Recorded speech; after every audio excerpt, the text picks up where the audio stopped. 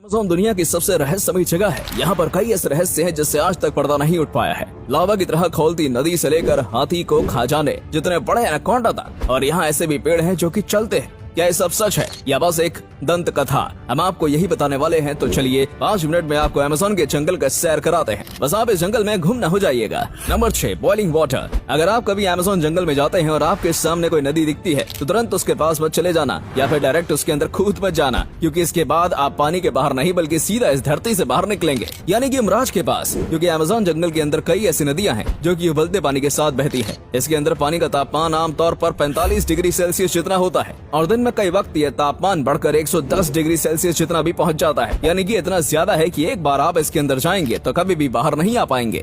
ये सीधा आपके शरीर को 3rd डिग्री जला देगा। और उसके बाद क्या होगा ये बात तो आप जानते ही हैं। वैसे तो ये पानी इतना ज्यादा गर्म क्यों होता है, इसके बारे में रिसर्च चल रही है। कुछ लोगों का मानना है कि ये बिल्कुल किसी हॉट स्प्रिंग जैसा है, लेकिन किसी भी हॉट स्प्रिंग में इतना ज्यादा गर्म पानी नहीं आता। तो आखिर अमेज़न की नदी में ही इतना ज्यादा गर्म पानी क्यों आता है, ये तो पूरी तरीके से रिसर्च करने के बाद ही पता चलेगा। वैसे कई लोग इस नदी के बाजू में रखे पत्थरों के ऊपर अंडे भी भगा देते हैं। Number 5, green anaconda. Amazon forest को और भी ज्यादा खतरनाक बनाने के पीछे एनाकोंडा सांप का भी हाथ है। अब आप ही बताइए, ऐसे सांप के पास कौन ही जाना चाहेगा जो कि चुटकियों में आपकी जान ले सकता है। माना कि एनाकोंडा के पास जहर नहीं है, लेकिन इसकी शारीरिक शक्ति किसी भी इंसान को हरा सकती है। और रही बात इसके खाने की, तो ये किसी भी चीज को खा सकता है। और किसी भी चीज से मेरा मतलब है किसी भी चीज को, क्योंकि इसे जंगल में कई बार मगरमच्छ, हिरण, यहाँ तक कि तेंदुए को भी खाते हुए देखा गया है। और कई बार इनके पेट में से इंसानी अवशेष भी मिले हैं। पूरी दुनिया में कितने एनाकोंडा मौजूद हैं ये बात कोई भी नहीं जानता। और साथ में ये बात आप भी नहीं जानते होंगे कि एनाकोंडा की कोई उम्र नहीं होती। ये तब तक बढ़ते हैं जब तक इन्हें कोई बीमारी ना हो जाए या फिर ये भूख से ना मर जाएं। इसलिए कई बार विशाल कई एनाकोंडा को देखने का भी दावा किया गया है, जो कि एक हाथी को भी खा सकता है, लेकिन इसके पुख्ते सबूत नहीं मिले हैं। और अब तक सबसे बड़ा जो एनाकोंडा मिला है वो 33 फीट का था। स्थानीय लोगों का कहना है कि उन्होंने 50 और 100 फीट जितने बड़े एनाकोंडा को भी देखा है। और इस वीडियो में आपको जो एनाकोंडा दिख रहा है वो भी बेहद बड़ा एनाकोंडा है, लेकिन इसे मापा नहीं गया, क्योंकि पहले तो ये लोग यहाँ से डर कर भाग गए और जब ये गार्ड के साथ वापस आए तब ये मिला नहीं, लेकिन यकीनन अब तक मिले एनाकोंडा से बड़ा था। Number 4, strange जियोग्लिफिस।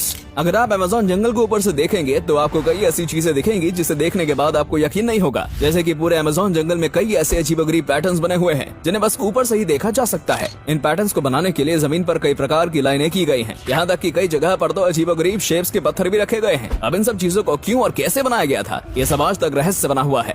इसे बनाने के पीछे का सबसे पहला निशाना एलियंस को बनाया जाता है। कहा जाता है कि एलियंस ने ही किसी न किसी वजह से इसको बनाया होगा, क्योंकि दुनिया के कई कोनों में से ऐसी कई चीजें देखने को मिलती हैं, जैसे कि नाज़का लाइंस जो कि पेरू में है। और कुछ का मानना है कि इस तरीके से एलियंस आपस में बातें किया करते थे। और वैज्ञानिकों ने कहा है कि हो सकता है ये सब चीजें अमेज़न के जंगल में रहने वाले आदिवासियों ने बनाए हों। जैसा कि आज के वक्त में मनोरंजन के लिए कई सारी चीजें मौजूद हैं, लेकिन उस वक्त ऐसा कुछ नहीं हुआ करता था, इसलिए कहा जाता है कि ये सब उन्होंने अपने मनोरंजन के लिए किया होगा। लेकिन वहीं पर आखिर इन्होंने उन चीजों को बनाया कैसे, क्योंकि बिना किसी मॉडर्न टूल के इंसानों के लिए इसे बनाना इम्पॉसिबल है। नंबर 3, पोटू। अच्छा, अभी आपको कोई पक्षी दिख रहा है? शायद नहीं दिख रहा होगा, क्योंकि यहाँ पर एक पक्षी है जो कि कैमोफ्लेज करने में माहिर है। इस पक्षी का नाम है पोटो और ये अमेज़न की खासियत है। ये पक्षी इतने शातिर तरीके से अपने आप को छुपाता है कि कोई भी शिकारी इसे देख नहीं पाता। इसके शरीर का रंग बिल्कुल ही पेड़ पौधे जैसा है, जिसकी वजह से किसी भी पेड़ के तने में आसानी से छिप सकता है। इसकी आंख भी पूरी तरीके से काली होती है, जो कि इसे कैमोफ्लेज करने में और भी ज्यादा मदद करती है।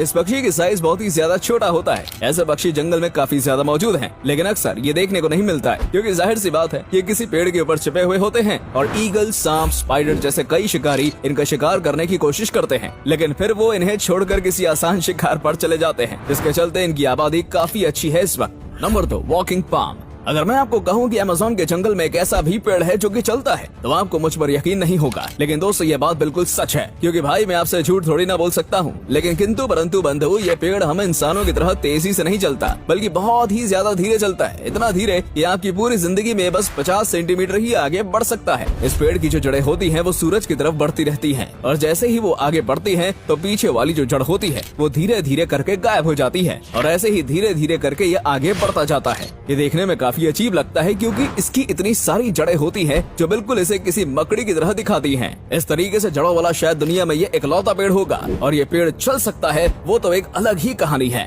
Number 1, plastic eating fungus. दोस्तों, हाल ही में येल यूनिवर्सिटी की एक प्रिया आनंद नाम की लड़की ने अमेज़न के जंगल में से एक ऐसा फंगस ढूंढा है जो कि अब इंसानों की सबसे बड़ी समस्या यानी कि प्लास्टिक को खत्म कर सकता है। जी हाँ, आपने बिल्कुल सही सुना। इस लड़की ने इस फंगस के करीब 60 सैंपल लिए थे और उसके ऊपर वो कई रिसर्च कर रही थी और इसी बीच पता चला कि ये जो फंगस है ये प्लास्टिक को खा सकता है और इसे डाइजेस्ट भी कर सकता है, यानी कि वो पूरी तरीके से प्लास्टिक को नष्ट कर सकता है। साथ ही में ये बहुत ही ज्यादा कम ऑक्सीजन की मात्रा में भी आराम से उग सकते हैं, इसलिए अगर ये पानी के अंदर भी उगाया जाएगा तो फिर ये आराम से पानी के अंदर भी रह पाएंगे और ऐसा करके पानी के अंदर के प्लास्टिक को और जमीन के प्लास्टिक को खत्म किया जा सकता है। लेकिन ये सब आगे की रिसर्च ही बताएगी।